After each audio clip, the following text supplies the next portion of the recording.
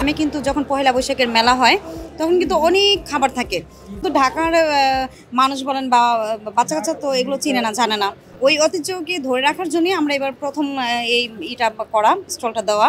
আর এরপর থেকে আমাদের প্রতি বছর ইনশাল্লাহ এর থেকে আর বড় সড়ো আকারে হবে। যেমন আমাদের নকচি পিঠা আছে, সাজ আছে, কদমা আছে, খুরমা আছে। আচ্ছা, এটা হলো আমাদের সাজ, এটা কদমা, এখানে খুরমা আছে, মোয়া আছে, নিমকি আছে। তারপর আমাদের এখানে 2 আইটেমের 2টা নকশি পিঠা আছে। আমাদের খুরমা আছে, এটা তিলের নাড়ু, এখানেও আমাদের খুরমা আছে। এটা হচ্ছে আমাদের ডাবের পুডিং, আর পাশেটা হলো আমাদের বগুড়ার দই। এটা হচ্ছে আমরা কম্বো প্যাকেজ হিসেবে সেল করছি। এখানে আমাদের মোয়া থাকবে, তারপরে আমাদের সাজ, খুরমা 3 আইটেমের, নাড়ু, জুস পাচ্ছে। হ্যাঁ, এটা তো আসলে ভীষণ ভালো লাগছে। আমি এখান থেকে যাচ্ছিলাম, পরে দেখে আমি একটু থেমে গেলাম।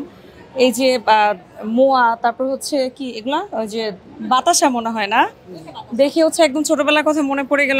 আমাদের তো আসলে অনেক মেলা হতো বাসার আশেপাশে, ওই মেলায় গিয়ে হচ্ছে আমরা এগুলো কিনতাম। আর এখন তো শহরের মধ্যে এগুলো দেখছি, আর বিশেষ করে এখনকার যে জেনারেশন, ছোট বাচ্চারা, ওরা তো আসলে এগুলোর সাথে পরিচিতই না। সো এরকম আয়োজনের মাধ্যমে আসলে ওরা এগুলোর সাথে পরিচিত হতে পারে। এই জন্য আমি বলবো যে আসলে এটা খুব দারুণ একটা আয়োজন। যদিও আজকে আমরা প্রথম শুরু করেছি, আলহামদুলিল্লাহ আমরা হচ্ছে আর কি, সকাল থেকে এখন পর্যন্ত মোটামুটি সবাই আসতেছে, দেখতেছে। আমাদের এটা হচ্ছে শরবতের হাড়ি। আমরা আপাতত এখানে 4 ধরনের জুস রেখেছি, শরবত রেখেছি। তার মধ্যে আপনার এখানে প্রথমে যেটা আছে সেটা হচ্ছে স্ট্রবেরি জুসের মধ্যে আপনার এখানে একদম স্ট্রবেরি ইউজ করা হয়েছে, ফার্মোসা জ্যাম ইউজ করা হয়েছে, সামান্য কিছু লেমন স্লাইস ইউজ করা হয়েছে।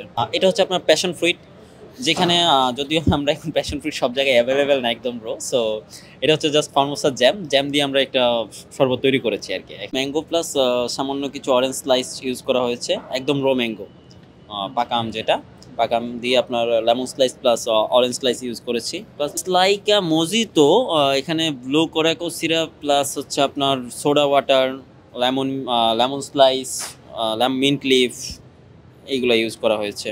এটা জাস্ট আমরা এই জুসগুলো দিয়েই একটা কম্বো প্যাক তৈরি করলাম, যেখানে হ্যাঁ, বসুন্ধরা সিটিতে বসে খাবারগুলো পাওয়া যাচ্ছে।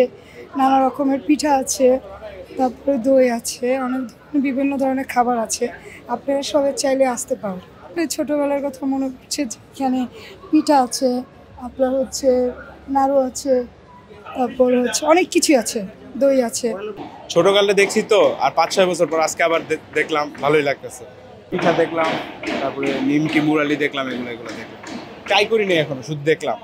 হ্যাঁ, ক্রেতারাও দেখে অনেক ওনারা খুব হ্যাপি যে আসলে সেই তারা পুরনো কথা মনে পড়ে গেছে। এটা অনেক কাস্টমার আমাদের বলছে যে আমরা তো ছোটোকালে এগুলো খেয়েছি, আসলে এখন সচরাচর দেখা যায় না, বিশেষ করে ঢাকাতে।